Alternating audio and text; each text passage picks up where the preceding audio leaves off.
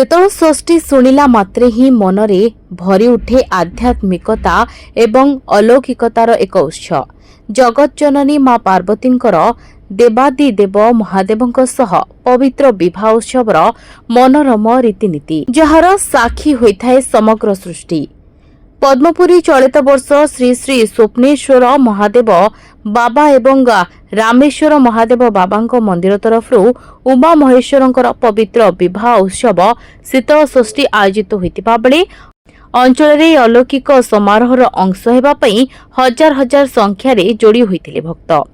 ପଦ୍ମପୁର ଶ୍ରୀ ଶ୍ରୀ ସ୍ୱପ୍ନେଶ୍ୱର ଏବଂ ଶ୍ରୀ ରାମେଶ୍ୱରଜୀ ବାବାଙ୍କର ମନ୍ଦିରରୁ ପାଟ ପଟୁଆରା ପାରମ୍ପରିକ ଗୀତ ଏବଂ ଭକ୍ତିରେ ନାଚୁଥିବା ଭକ୍ତଙ୍କ ଭିଡ଼ ସହିତ केदार साहू मुई तो जीवन में भी भावी नहीं थे माँ पार्वती को आम घर के आसिकी रे आउ झील हिसाब से कन्यादान करमी।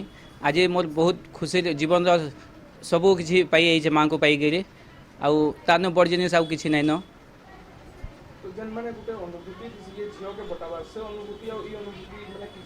अलग अलग अच्छे माँ को बहुत किसी बहुत लोग बहुत सहयोग समस्ते आम भावी नहीं पाई जे मोर घर के एतके लोग आसबे आ समस्ते मत सहयोग करेंगे आने भी किसी पाई पारि जाइछन सेटा बड़ जिनिस। भोला बाबा शंकरंकर भव्य बरजात्री बाहरी श्री रामनगर एवं साहुपड़ारे निर्मित हिमाद्री नगर स्थित माता पार्वती को झील रूप में पाइथिबा कन्या माता स्वर्णकांति साहू तो गाना कहीं भाभी नहीं पार बाकी मुझे बोधे पूर्व जन्म बहुत भाग्य करी जन्म माँ को मुझे झील रूप में पाइली। पितांको घरे पहुंचीथिबा बेले बाबांकर दिव्य चंद्रशेखर रूप को मन भरी भक्त दर्शन करथिबा बेले सेपटे मातांकर दर्शन पाई मध्य भीड़ लगाइथिले श्रद्धालु। रानू साहू है एटा मोर देढ़ सासू और भाई अछन जे कि माँ जगत जननी माँ पार्वती को आज झील रूप में पाइछन आ मुई तांकर माई हबार सौभाग्य पाइछ। मुझे भी बहुत जन्म बहुत किसी पुण्य करी बोधे आज मु माने जे सर्व समस्तंकर माँ तांको आज मैं भांजी रूप में पाइछ। आज आम बहुत खुशी तो बहुत बहुत अच्छु किंतु दुख भी बहुत अच्छु।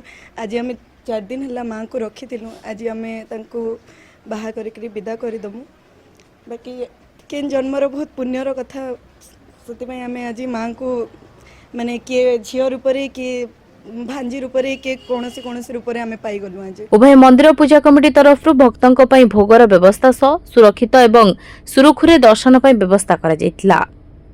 कन्या माता पिता घरे वैदिक रीतिनीति अनुसार गौरी शंकर विवाह संपन्न परे देव दंपति को कन्या एवं ज्वाई रूप में पाइथिबा कन्या माता पिता मानवीय रीति अनुसार उभय को विदा करथिले। एक विशाल शोभायात्रा बाहरी देव दंपति पटुआरा नगर परिक्रमा करथिबा बेले शिव पार्वती भक्ति मशगुल होई नाचिथिले भक्त। कर्मा संपर्दा कलिंगी भली बहु पारंपरिक नृत्य श्रद्धालु को बेस आकृष्ट करथिला।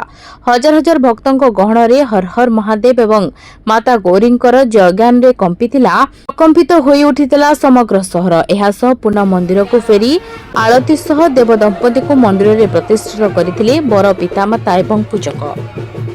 रिपोर्ट